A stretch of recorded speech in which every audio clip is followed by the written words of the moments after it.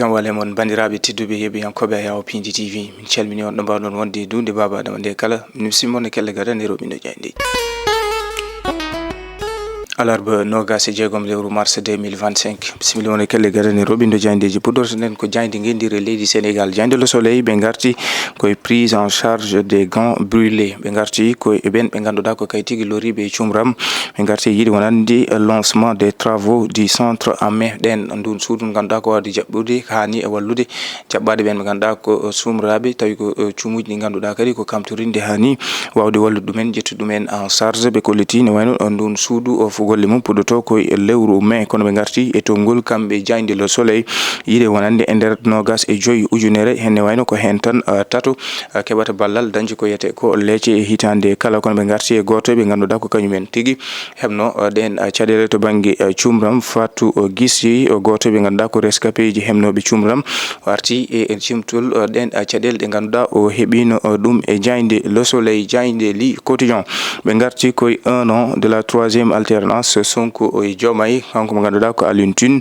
warte yiide wonande pour la clarification des fonctions kanko Alioune Tine warti hani e doggol to banggue wonande ko ete ko ɓeeto hitande o mo ganduɗa ko kanko tigui woni horejo leydi ndi kam e mawɗo jagorɗo Ousmane Sonko warti e dendagal ɓen ɓe ganduɗa ko kay tigui woni fonction ji ɗiɓe tottete goto kala wawa hadde jeeyi mum kono kadi totte fodde mum wawa kadi andude ɗo haaɗi to banggue wonande ɗin fonction ji ɗi ganduɗa ko woni pouvoir uji ɗi tottete en tawi e jayndi li quotidien jayndi enquête quotidien ɓe garti ko e programme PUDC on désastre kamɓe e jayndi enquête ɓe garti koye nden e ɓoore PUDC tawi ko ballal wonno fewde dowri ndi ɓe garti caɗele guilay ne wayno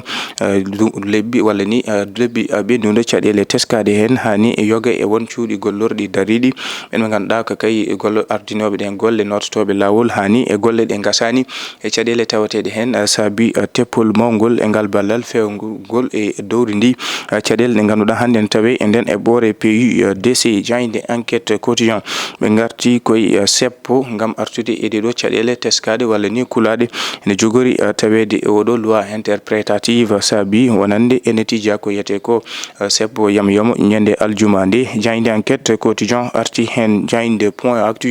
ɓe garti koye kan haala on loi interprétative moɓe kollit wonande ene joofi ɓen ɓe ganduɗa ko kay tigui goni koni koɓe jogui ɓe nden kay kisal leydi Sénégal saabi ɗiɗo e mabɓe ɓe ganduɗa ko wonɓe foftere retraite garti e jertinde laamu ngu ko yettuno e wonande oɗon loi ene jaaɗo mo ganduɗa ko lieutenant colonel Adama Diop tawi ko ancien patron mo DIRPA holiti wonande ɓen ɓe ganduɗa ko joguiɓe e nden kay kisal les forces de défense et de sécurité ene jogui ko yete ko légitime défense ko noon kadi colonel Sankoum Fati holiti wonande oɗo loi interprétative elle ari tan joofi ko ɓen ɓe ganduɗa ko woni les forces de défense et de sécurité fawde mumen kuule kisɗe ko yitno e nden e ɓore nde ganduɗa nguɗo laamu yoga e mabɓe ƴetti ɗum jayndi tribune quotidien ɓe garti ko e witno noon to banggue wonande situation paradoxale à l'aéroport international mo Dias ɓe garti temedde joyi jogorɓe ɓorede golle mumen e lewru o mai kono ne kadi on sahani teska wonande toon to bawallaɗe e diwoje e ngal Dias milliard uji tati ƴetta gam tigui fewnidde a yawa kam e garɗinde on nokku jaɓɓorɗo ɗe ɓe mbiyata salon d'honneur jayndi tribune arti hen kono ɓe garti e sénéra ne ha toɓen ɓe ganduɗa ko wonɓe téléje caktirɗe hay radio ji ɗe mbawata tigui ha joni yewtade yoga e won haalullaji ɗi ganduɗa ana kala ɗum saabi jayndi tribune holiti wonande le sénéra obéi à Pastef ɓen ɓe ganduɗa ko suudu sénéra ley ana o saaha noon nana ɗofto wonande e rango ɓen ɓe ganduɗa ko lande Pastef jayndi le témoin ɓe garti koye hitande ko jooɗi e jappore leydi Sénégal Bassirou Diomaye Diakhar Faye wondude mawɗo jagorɗo Ousmane Sonko ɓe mbaɗi namdal où est la politique de rupture holɗum woni ko yete ko rupture kesam magal e waylo moɓe kollitno e soɓe gari e laamu o leydi Sénégal jayndi l'observateur ɓe totti konngol koye Amadou Ba gartuɗo ha joni e labbitinde oɗo loi mo o nanni wonande caɗele ɗe ganduɗa ko teskaɗe hen walla ko huula en ko o holliti ala foof ɗo winda wonande ɓe joofi tan ko ɓen ɓe ganduɗa ko kañumen goni les forces de défense et de sécurité arti no ɓuuri labde e hello L'observateur kono ɓe garti goto e hôtelaji ɗo e leydi Sénégal lamorgo Dakar le manguier mbo guerero ko bat boniɓe tolniɓe 15 ko kañumen mbaɗi toon jangu tawi kadi ko joguitiɓe captorde no saabi ɓe nawi ko abbi e million ngaji jeenayyi pawɗi capanɗe jeenayyi e tati ujunere e koppareje men franc CFA jayinde les échos ɓe garti ko ɓen ɓe ganduɗa ko le front de l'opposition à Kaolack saabi o mo ganduɗa ko Serigne Mahi Niass on halifa tedduɗo toon to Kaolack waɗi hartango fewde e ɓe mo ganduɗa ko nden fedde lundiyankoɓe nde gonata lundiyankoɓe ɓe ganduɗa ko eriɓe jaam kamɓe dejal kono laamu ngu kadi nde wawata ha joni wawde weldude e men ɓe ganduɗa kadi ko woni lundiyankoɓe ɓe gam jaam e dejal leydi Sénégal. Les Échos arti ha joni e hanki fuko koyngel garmi gara hakkude leydi Sénégal kamɓe Togo baroɗe leydi Sénégal deɓe kolliti on match mo ganduɗa ko pettaɗo e caɗele e sahaɓe sukaɓe jinno forsude dame gam natoyde e on stade e addi caɗele hani lacrymosaji bedda ɗum saabi noon e yiide wonande e jayde Les Échos baroɗe ɗe petti ko e caɗele tonto jamñajo jayinde L'As quotidien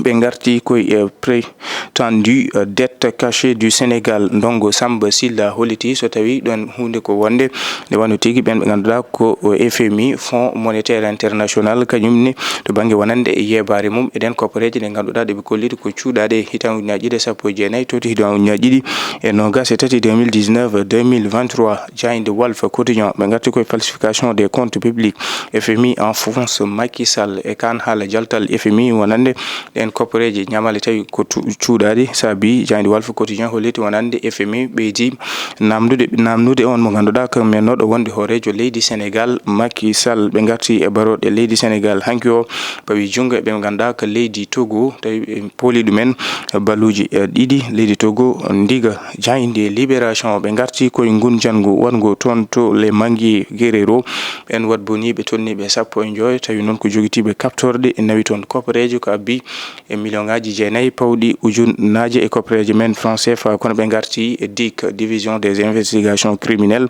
daggal ndeɓe ndewi e ɓen ɓe ganduɗa ko kayitigue manno jangu toon to Wakam nawi toon ko abbi e temedere million ne wayno tataɓo faamu jungo on ganduɗa ko Souleymane Ba o waɗama garde en vie kono nonne kadi goto e ɓen ɓe ganduɗa ko tato jinnaɓe mum fawaɓe jungo caggal nde hemno koppareje ummorade e ɓiyum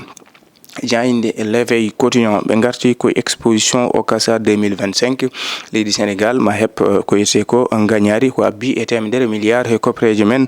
franc CFA kono ɓe garti to banggue immatriculation des deux roues to banggue ha jooɗi wawde heftinde e ko yete ko wadde immatriculé ɓen ɓe ganduɗa ko dognoɓe motoji ɓen ɓe ganduɗa ko jagorɗo kalfinaɗo yangarta ne wayno noon holliti dawal ngal ɓesdama ɓen ɓe ganduɗa ko winditoɓe joom en motoji en dokkama ha ñande nogas e joyyi lewru ma jayinde Le Quotidien ɓe garti koye loi interprétative de la loi d'amnistie la nouvelle mouture de Amadou Ba o arti e laɓɓitinde ko yettuno noon e on loi mo wonande to banggue wonande loi interprétative caggal nde addi haala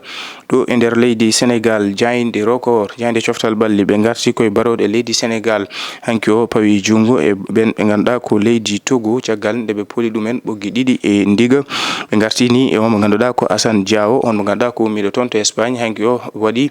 garmi gara payidunde e yiide jayinde record bandiraɓe tedduɓe yeɓiyankoɓe a yaw Pindi TV ko ɗum woni komin ɗoɓinnomoni kelle ganane robine jayinde je subaka hande o adi men ko janggo so hawre welede Allah.